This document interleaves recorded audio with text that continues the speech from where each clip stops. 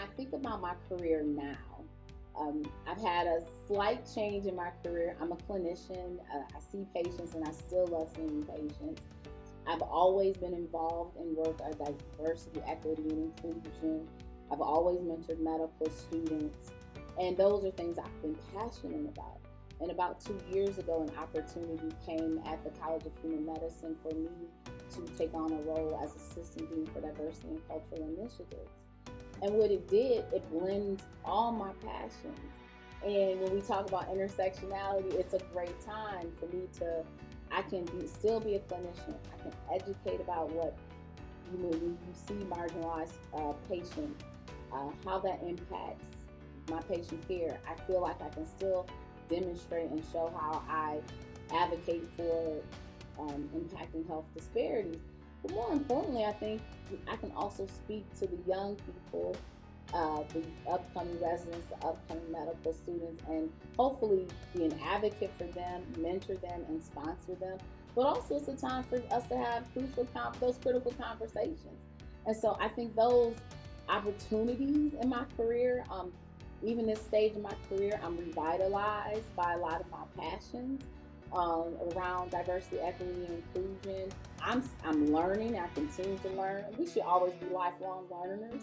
And so these are some of the things that I think when you think about bringing all my complete self, that educator, that physician, that person of color into the space, it has given me, I guess, a new enthusiasm.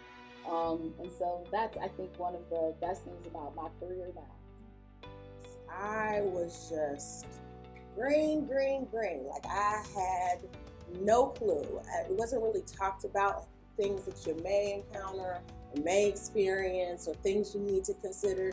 You know, I grew up with the mindset of, okay, you go to school, you get a job, you go to work every day, you do what you're supposed to, and you come on home. So with that understanding, I'm expecting it to be just as smooth and clear and easy like that. And it wasn't after a while in the workforce and realizing my experience was a lot different once I was actually in organizations.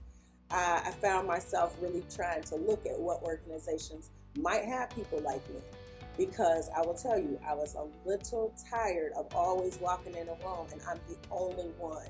So even though I might be the only one, maybe I can go right outside the door to the next office and there's somebody that might look like me, and just really needing to understand that I need people around me that understand my perspective as well, and not only being that one person. So that has impacted my thought process as I navigate through my career. But as I've become, I don't want to say more advanced, but as I've become more familiar and I can recognize things more quickly.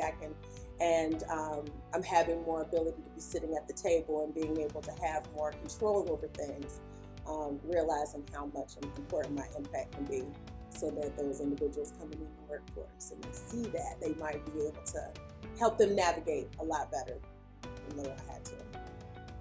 I'm fortunate to be given a privilege of where my family fell in the labor market in the United States. So when you think about where people came in through America, right? African American people, for the most part, came here without any choice of their own. Hispanic American people, for the most part, came here through indentured servant programs or low-skilled labor programs, such as agriculture, farming, manufacturing, and also through economic necessity, right? Whereas most Indian Americans in the United States came here because there was a huge gap for high-skilled labor in the U.S. labor market. And that bifurcation, I think, was incredibly formative to how you see people show up in terms of their roles and occupations, and what modern American society takes for granted as of course that person's that, and of course that person is this, right? Being a Sikh American and having a turban and a beard as a religious minority, right? That's counterbalanced against being a South Asian male, where there's very few spaces in business, law, medicine, entrepreneurship, where nowadays you can find someone that looks like me, right? Being a religious minority and intersecting with that South Asian identity, right?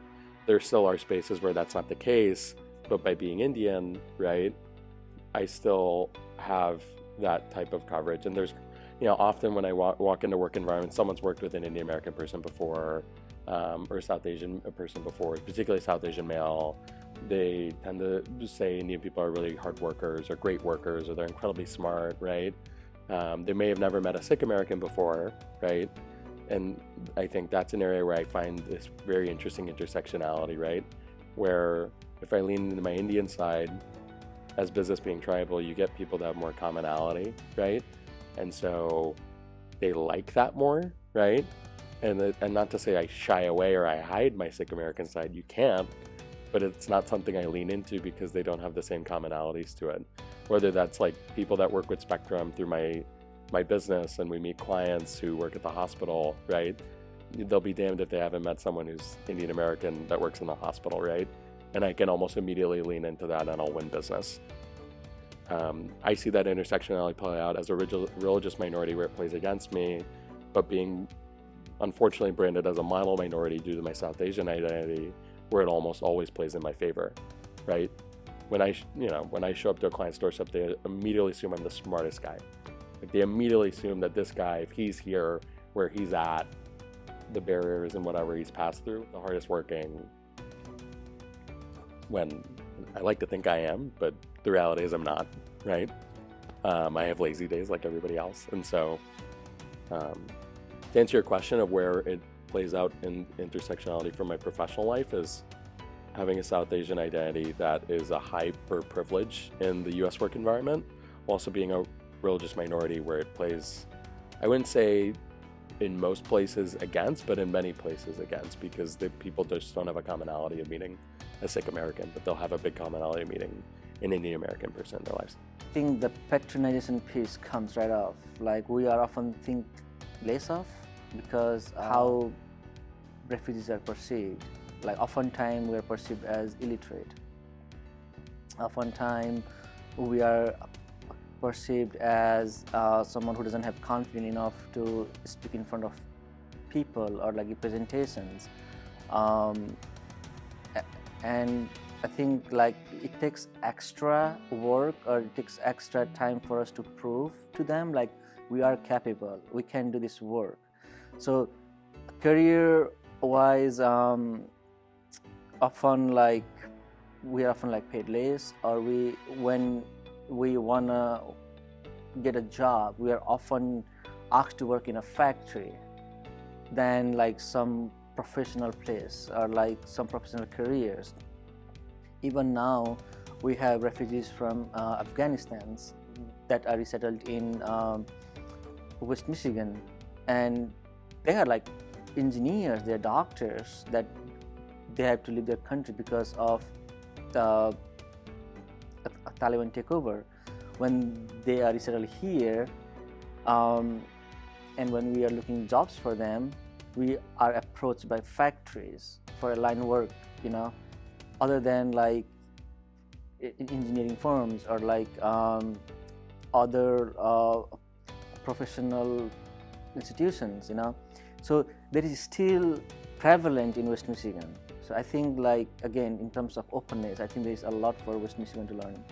There was a time where I was a much younger professional, so when I came into Blend, for example, I was a younger professional and didn't really know kind of what I was doing professionally, but it molded me and it shaped me to be in that space, and there wasn't anybody who looked like me in that space with a family like mine and background. So I think that those are, it's crucial. It's crucial to be able to be your authentic self and just know that if you show up and you are who you are, you're going to be embraced. And even if people don't understand you or can't identify with your story, you have value, and where you stand and where you walk in is valuable.